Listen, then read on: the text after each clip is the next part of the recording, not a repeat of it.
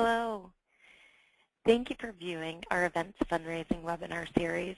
We're excited that you're interested in learning more about fundraising for Free to Breathe and helping each individual and family impacted by lung cancer.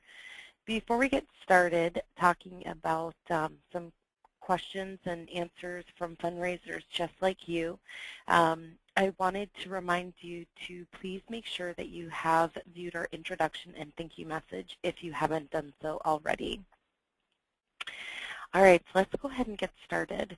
I want to go over a handful of questions that I hope will be helpful for each of you as you continue your fundraising, whether it's for the first time this year or whether you have already started or whether you've done this event before. I hope that listening to some of the answers for these questions that have come up from other participants just like yourself helps clarify some questions that maybe you didn't even know that you had. So let's go ahead and get started. All right, so the first question. If I've already surpassed my fundraising goal, is it odd to change it once my donors have helped me achieve it? I love this question.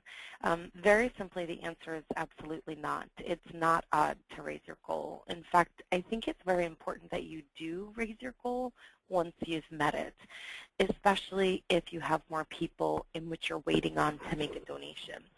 I think, what this does is it gives donors something to strive for, and it gives them a different perspective when and if they see that you haven't met your goal before they make their donation. I think there's something psychological that happens when someone goes to a fundraising page and they're about to make a donation and they see that, you've already met your goal. I know for myself personally, I'd change the size of a donation if I saw that someone had already met their goal. If I knew that my donation wasn't going to get them to their goal, I likely wouldn't make it as high of a donation unless I knew that they still had a ways to go.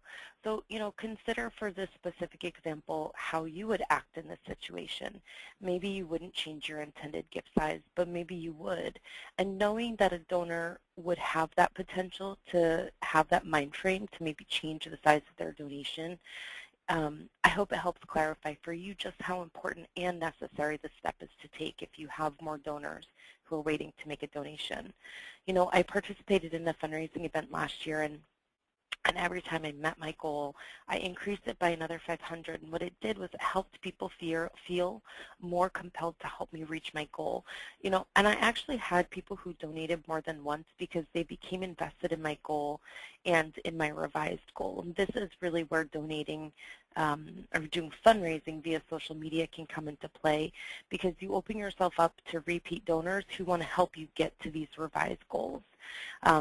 Another thing to consider is that, for the most part, your donors won't be coming back to your page, so it's not going to be odd for your donor because they may not necessarily see that activity. Again, like I said, unless, and I hope you are, you're doing some fundraising via social media. But like I said, that just opens you up to a lot of other possibilities. So yes, definitely change your goal once you've met it.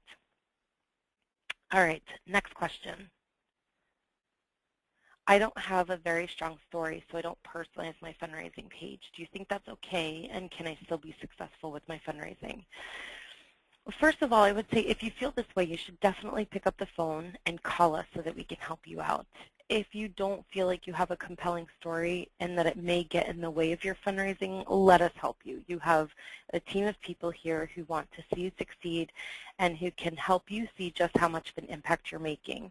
And personally, I think we all have compelling reasons for participating in this event, and maybe someone, who falls into this category or who feels this way believes that just because they don't have a personal connection, maybe they haven't been personally impacted, maybe you don't know anyone who has been diagnosed with lung cancer. This doesn't mean your reason isn't compelling enough. What I would say to someone who feels this way is that wanting to do something to make the world a better place and wanting to raise money that will directly impact a family's ability to spend more time with the people they love is a very, very strong story. And I think that we all have important reasons for doing this, whether we've been personally impacted by the cause or not. And that should not get in the way of you being successful with your fundraising. I do think, specifically to address the question, I I think everybody should be personalizing their fundraising page. And like I said, I think we can help you craft a story that addresses why you are participating in the event. And I think what makes us successful with our fundraising is that we're putting an ask out there that's authentic. We're talking to people about why this is important, whether we have a personal connection or not, and quite simply that we're asking someone to donate. You know, these are the things that make you successful. How you choose to talk about it and what your story is, we can help you make it more compelling or make you feel more comfortable and feeling more confident in that story. You're doing something to leave this world a better place, and I think that's inspiring. I think it's a very inspiring reason and something that will make donors feel connected to your reason and want to help you be successful. Next question.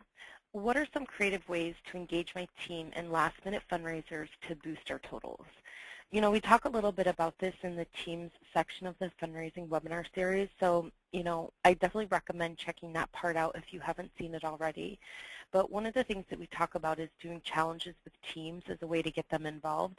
And it's something that's quick and easy to do. So I would say maybe if you put something up on social media, you know, encouraging people to donate to your team on a certain day of the week, maybe it's Fundraising Fridays, or growing the size of your team by adding more people to it on, you know, like Team Tuesdays. Clearly, I like alliteration. I also think that there's an opportunity that you have to engage other people on your team to be responsible for coming up with some of these ways to help increase your fundraising at the last minute. You know, I think you can ask your team to be more engaged in the process, you know, so it doesn't all fall on the shoulders of the team captain, and you can ask each person to bring forward a fundraising idea. I also think that this is something that's great for you to do, not just last minute, but throughout your participation in general. I think it's a great thing to include on a weekly basis. Maybe every Tuesday is this Team Tuesday. Maybe every Friday is Fundraising Friday. You know, but I think specific to the question, you know, if it is a last minute attempt, I think some challenges are like, who can get the most donations in a day or in a week? Who can get someone to get a repeat donation? So who can get someone who's already made a donation to make one again? Who can get the most amount of money donated in a single day? I think the idea here is to make it a friendly competition, to encourage participation across the team, and to make it something that's fun for everyone to do. Sometimes it also just helps to bring it back to the basics. So identify what your team goal is. Be sure your team knows what that is and how close or how far away you are from it. And maybe you can put a prize out there, like maybe for the person who gets you to your goal or the person who gets you over your goal. Sometimes those are different. Sometimes those are the same person. But a challenge, you know, that I'd put out there to each of you is to think about how you can generate this kind of fundraising activity all year long, as I had mentioned, and not just make it a last-minute effort. But it's also one of those benefits of being on a team, is that it's fun. So good luck. All right. Another question here, our last question is, can I still fundraise after the event itself is over? So yes, absolutely, you can still fundraise. So very specifically, fundraising stays open for each event location 45 days following the event. But we do have many, many advocates who do year-round fundraising. So even if it's, you know, many, many days after the event, you know, they begin banking new fundraising totals and putting that towards their team for next year. So I would just say if this is something that one of you are interested in doing, let us on the events team know, and we're happy to work with you to flag the money so that as soon as your team is created for next year, we can put your totals on your page. So, you know, if you're doing something like a chili cook-off or a silent auction or a wine and cheese tasting or any other creative activity, and these are great fundraising ideas also if anyone is looking to do any sort of a fundraising event. But for any sort of creative activity that you want to do for year-round fundraising, so, you know, right up until after the event, up to 45 days, you can continue fundraising. And those are the totals that make you eligible for the fundraising rewards and incentives that we have in an event series. But then outside of that, you know, we'll happily work with you towards your goals for the following year.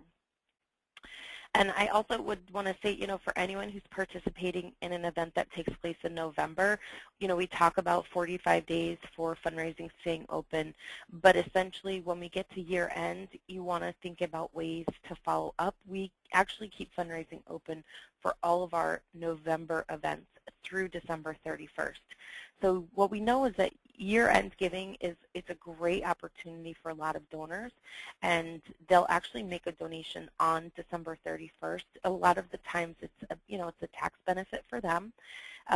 So it's a good thing to consider in general for fundraising efforts. It's a good time to get started. It's a good time to continue your fundraising efforts. So just know that there's an opportunity out there if you've never thought about reaching out to potential donors right before the new year. And as I said, I think a lot of them will be happy for the reminder because it's an additional opportunity for them for a tax write-off. But yes, you can still fundraise after your event, and you have a couple of options. So also this is a great opportunity to connect with our staff. All right, so that is the end of the frequently asked questions section. I do want to remind you all that you have an opportunity to connect with our staff. What we've learned over our time interacting with participants is that there are as many questions oftentimes as there are participants. So if you still have some questions after reviewing these questions, and also if you take an opportunity to review the questions from the other fundraising webinar series, that is a great suggestion as well, because there's different information that we've shared there. But if you still have questions, please reach out to our staff. We're happy to help you answer any questions that you have via phone or email. And we would love to help you come up with a fundraising plan that works for you. We know that each individual brings their own set of experiences and stories to what they're doing, and that it's not a one-size-fits-all approach with fundraising oftentimes. While there are some consistent approaches and suggestions that we have, we know that you each bring something different to the table, so we'd love to be able to work with you on that. All right, thank you. I hope that you have learned a little something here in the Q&A and throughout this fundraising webinar series in general. So thank you for your time and for all of the energy that you'll be putting into fundraising for Free to Breathe. And thank you for helping to turn the vision of doubling lung cancer survival into a reality.